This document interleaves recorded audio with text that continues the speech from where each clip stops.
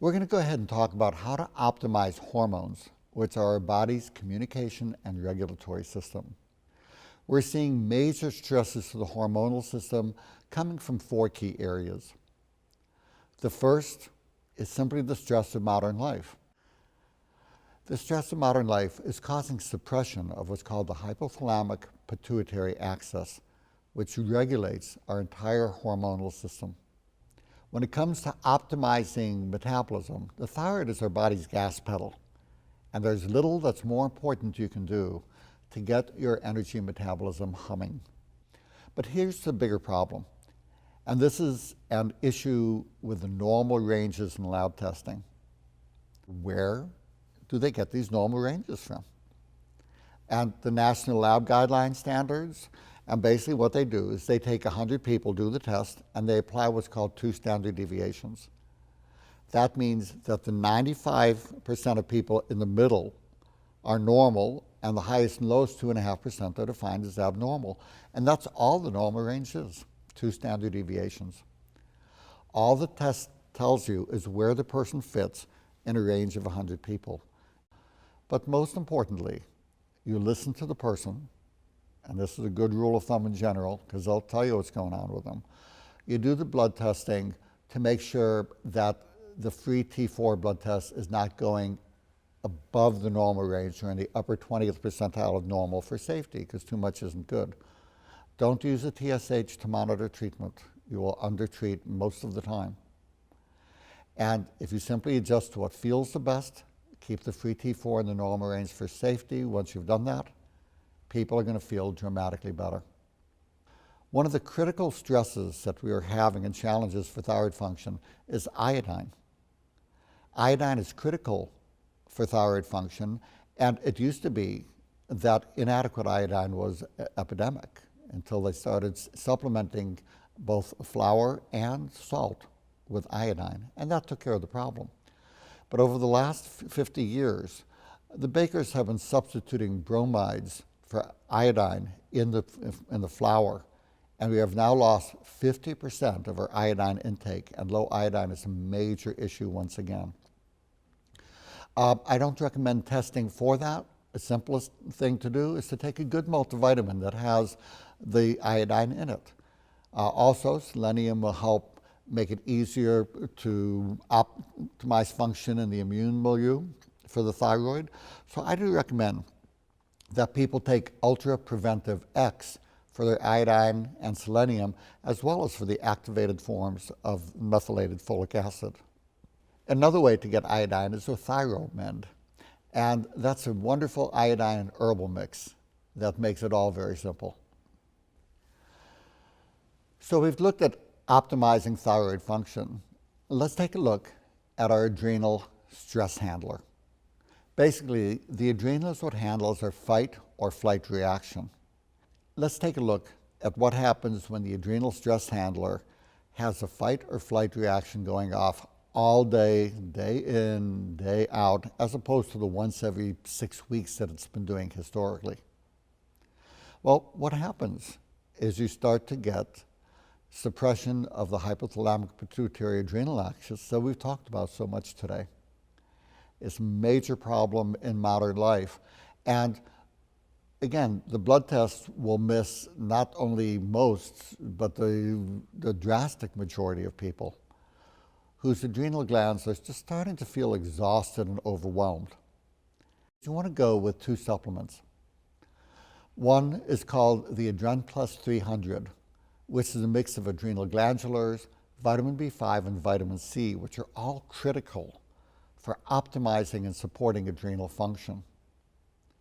The next one will be licorice root V, but you want to be sure to get the one with glycyrrhizin, because that slows down the breakdown of your body's own cortisol, so it stretches further and supports your cortisol levels being maintained during stress.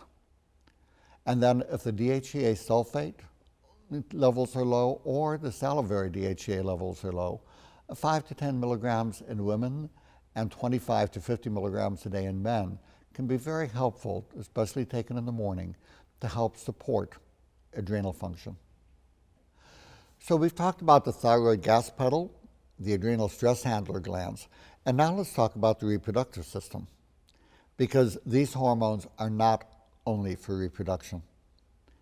So let's take a look first in women, estrogen, progesterone. How do you assess it? Once again, the blood tests are not very reliable because they do not even start to show evidence of issues until the person has had inadequate estrogen and progesterone for 5 to 12 years. So you want to suspect it if the woman has vaginal dryness, decreased libido, but most importantly, if they feel worse around the menses when the estrogen and progesterone are dropping. If you have that drop in hormone levels associated with an increase in feeling poorly, that suggests that the hormone support would be important. You want to distinguish between if the person is feeling irritable around the menses, which usually reflects inadequate progesterone levels, versus if they're having difficulty with sleep, cognitive function, energy, things along those lines, which is more likely to suggest, especially if they're in their 40s, that they're entering the time where they're going to need ongoing hormonal support. But in addition to the symptoms, and that symptom and the ones we mentioned are the best, once again, far better than testing, there are urine and salivary tests that can also be very helpful. Now, how can you go ahead and support them naturally with supplements? A wonderful way to begin would be with a DIM enhanced, which supports the 2-hydroxylation pathway instead of the 16-hydroxylation of estrogen. This is critical for optimized health and well-being. It also includes the curcumin to balance the immunity and green tea, which has a host of metabolic benefits. Another option would be to use Estromend, which would go very well with it, which is a mix of 9 herbs that really helps to rebalance the system. For younger women, especially if you're dealing with tension and irritability around the menses, the PMS support, which also has a DIM, but has these chasteberries and supportive B vitamins and magnesium, can be very, very helpful. In addition, you want to take a look when women are getting in their late 40s and beyond at bladder health. As the wall for the outside of the urethra where the urine comes out thins with low estrogen, it's much easier for bacteria to migrate and get to where they don't belong. A very nice, simple way to tend that farm and garden and keep things where they do belong and out of where they don't is supplementing with D-mannose. Just like in women, we talk about menopause. Men go through menopause. When optimizing the male hormonal milieu, key areas to look at would be addressing the possibility of bioidentical testosterone, as well as optimizing prostate function naturally using ultra-uniprostrol, which is an amazing mix of saw palmetto, pygeum, nettle, pumpkin seeds, and lycopene. A couple key areas need to be addressed. Number one, is the man's sexual function up to where it used to be? Number two, are we seeing urination issues, signs of dribbling, slow urine stream, and also frequent urination during the night, disrupting sleep? Is the person having fatigue and decreased motivation problems? These are a major sign of the need to address this entire area.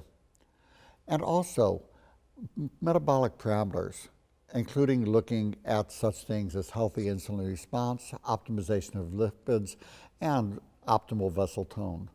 All of these point to the need to assess this area further.